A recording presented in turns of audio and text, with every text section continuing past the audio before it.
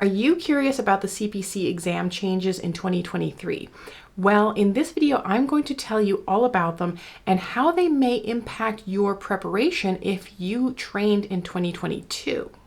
Hey everyone, I'm Victoria, and in this video, I'm going to talk to you about the changes that happened to the CPC exam in 2023. I know a lot of people that studied in 2022 want to know what's the difference now in 2023, what do they need to know, and I'm going to break down all of the different changes for you in the areas that you may need to revisit if you are testing in 2023. Now, of course, if you haven't studied yet and you're still looking for a medical billing and coding program to prepare you for the CPC exam, you want to sign up for my free masterclass at medicalcodingmasterclass.com. It will tell you everything you need to know, the full roadmap, how you go from someone who has no healthcare training to someone who's fully job ready as a medical biller and coder in as little as 6 months. And if you want to know the best program to get into without going into student loan debt that's going to fully prepare you and it's going to be at your own pace, you do it whenever your schedule permits, it'll tell you about that too, but you have to sign up for the free masterclass. I'll link it below as well. Now, in most years, typically the CPC curriculum doesn't change dramatically. It's not like they go, oh, it's a new year, we're going to redo this entire thing. Honestly, in most years, we see a very small amount of change. I go through the curriculum, I go through the textbooks, and we're talking maybe 2 or 3% of the material has changed in most years. What they typically do is, they check for code changes. If they have a question in a textbook or they have a question in a practice exam, they take out any of those outdated codes and update those. So it's not like the concept of how you do medical coding changes. It's really more so the codes themselves that change, or if maybe there is a policy change in Medicare that happens to be in that textbook, they'll update that material. They're not really looking to add a ton of material just to trip you up because you're in a different year. The AAPC is like any other organization. They're not really looking to reinvent the wheel every single year. And typically they're not looking at the entire test bank and going, hey, let's just add in a whole bunch of stuff on the codes that change just to throw you off. If it's a pertinent change, they'll include it. But generally speaking, the changes from year to year are minimal. Now, 2023 is a bit of an exception. And the reason it's a bit of an exception is because we have substantial changes to the evaluation and management section of CPT. In 2021, we saw the transition of our office and outpatient visit codes to go from being scored on history, exam, and medical decision-making to being scored just on medical decision-making. And now that's going to follow through with the rest of E&M. Pretty much all of E&M is going to be either medical decision-making or time, with the exception of emergency department, where time's not a good marker for emergency department because everything is so fragmented. They're seeing different patients at different times and sometimes overlapping. So emergency department is just medical decision making scored based. But we'll talk more about E&M in a little bit. One of the first questions I always get asked from those year-to-year transition is about the code books themselves. And I always refer everyone back to exactly what the AAPC themselves says on their website. And that's, yes, you can use the prior year's books, but you're going to be at a disadvantage doing so. This year, even more so because of all of those huge CPT updates in the E&M section. This is the year that I'm going to say definitively, I really think you should make sure you have at least an updated CPT book because of those changes. Other years, I say it's really about how much risk you want to take on. There's 100 questions on the CPC exam. How much risk do you want to take that one of those code changes that were implemented have made their way into a question that's in your exam? And if you get that wrong, is that going to be the make or break? You didn't pass or the exam because of that one question maybe. So while you could probably get away better with using the 2022 ICD-10 or HCPCS book, in 2023 CPT books, I really think you should update to the 2023 version. I mean, generally speaking, you should get new code books every single year. I know though that is not always a financial move that everyone can make. An alternative, of course, is you could check and see if maybe you have someone that you could borrow updated code books for your exam. Although I know a lot of people, especially when they're about to take their exam, do a lot of note taking, a lot of highlighting, underlining. Sometimes they use those things like the bubble highlight annotate technique from CCO, which is why most years I go, okay, well, do you want to weigh the time it's going to take you to re-notate your entire book versus the minimal code changes? But yeah, again, this is the year of some substantial code changes. Now, let's talk about the curriculum changes. So I myself am a licensed instructor with the AAPC, so I license all of their material. I have access to all the slides and the textbooks and materials. So I actually had my assistant go through every single slide that is used for the CPC preparation, the full curriculum, and notate for me what has changed from 2022 slides to 2023 slides. So every year, of course, there's little things that change. They might find a cuter graphic to put on a slide. They might reword something slightly, but I really want to go over the pertinent changes to the curriculum. So starting with those ICD-10-CM changes in the CPC curriculum chapters 4 and 5, which are basically covering ICD-10-CM coding, we see some updates there in relationship to the dementia code changes and also the OB weeks of gestation regulations that changed. There's also some information that was added in relationship to the new Z codes that were added, like the pediatric to adult counseling codes. So really the only thing that changed in the curriculum itself was just some updates in relationship to some of those code changes. And those are really the pertinent ones. Those Z status codes, the dementia status codes, the weeks of gestation stuff. I actually have a whole video on the update for 2023 in ICD-10-CM. You can check it out up here, and I will link that below as well because it will go much more in depth than I'm going to go just for this overall coverage video.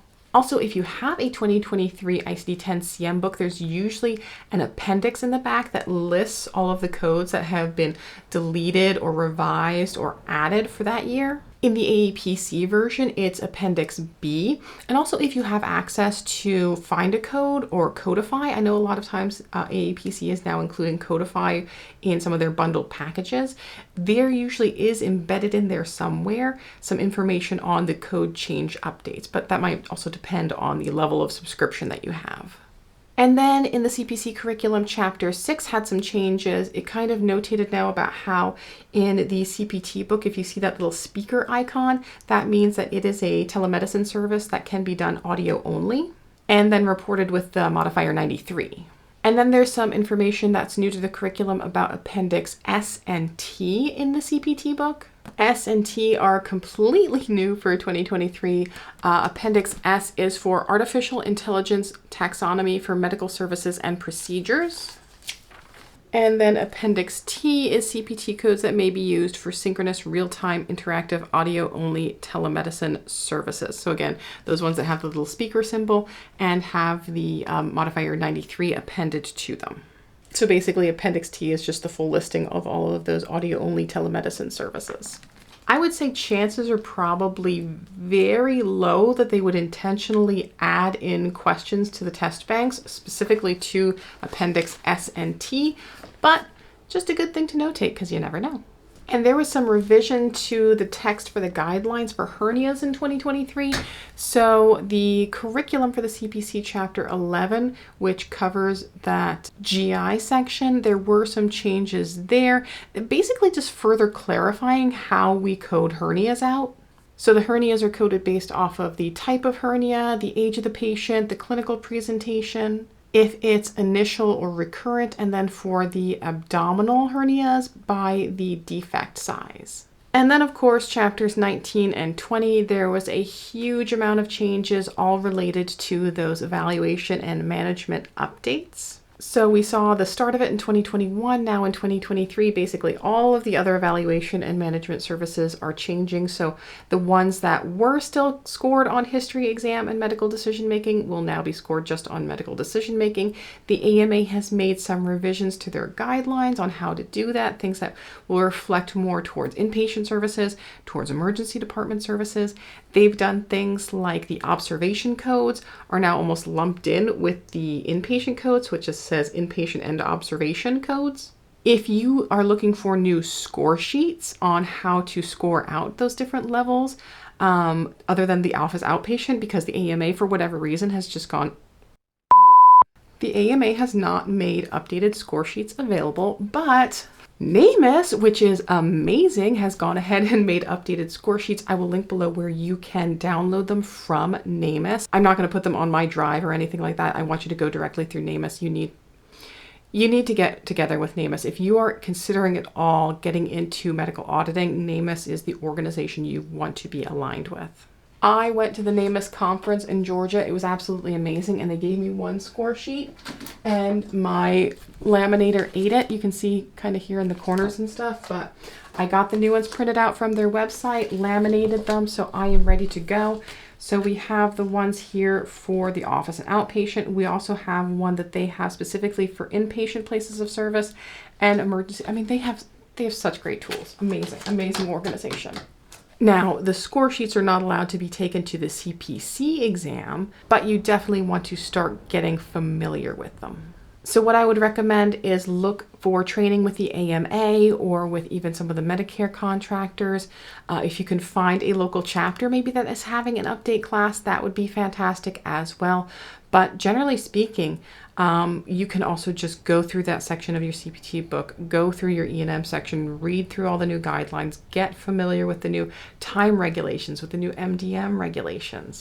Of the 100 questions on the CPC exam, 6 of them will be evaluation and management, which is a fair amount of questions, and you want to make sure you're familiar with that section of coding. So honestly, that's kind of it. You can see with the exception of E&M, there weren't a whole lot of changes to the curriculum aside from the code changes.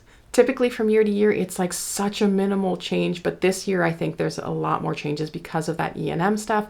But I still recommend the typical preparation methods. Go through your textbooks again, go through the practice exams, go through the review courses. There's a review course on my website that includes a practice exam if you're interested. As far as your books are concerned, I really think this is the year you'd absolutely need to purchase a new CPT book. You can probably still get away with a 2022 ICD-10 or HCPCS book.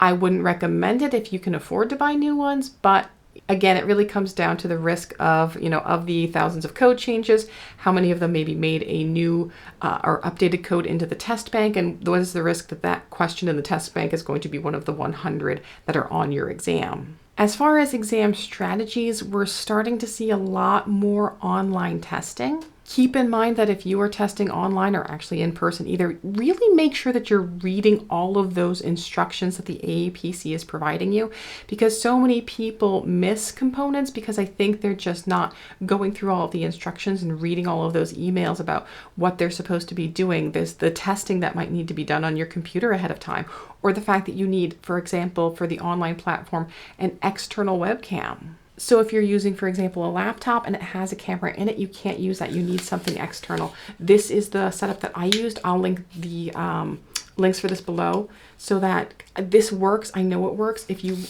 want to buy this exact same one, the selfie stick and the camera, I know it works for the exam. You have to set it aside so that they can kind of sweep through and see everything that's in your room, because you're not allowed anything on the online exam on your desk except for your books and a beverage. They are pretty strict about what is and isn't allowed. And it's understandable because, if the exam is compromised anyway, if someone is stealing exam questions or soliciting others for questions, they have to rewrite the entire exam because we don't want people cheating on it and then sending unqualified coders out there. I mean, how is that going to look for the organization? If you need some additional preparation methods for the CPC exam, I have a full playlist right here that you can check out. It's still very valid for how you go through the exam questions, how you use the process of elimination. It's very binge worthy. You can check it out right here. I wish you guys luck on your exams in 2023, and we'll see you guys in the next video. And until then, just keep on coding on.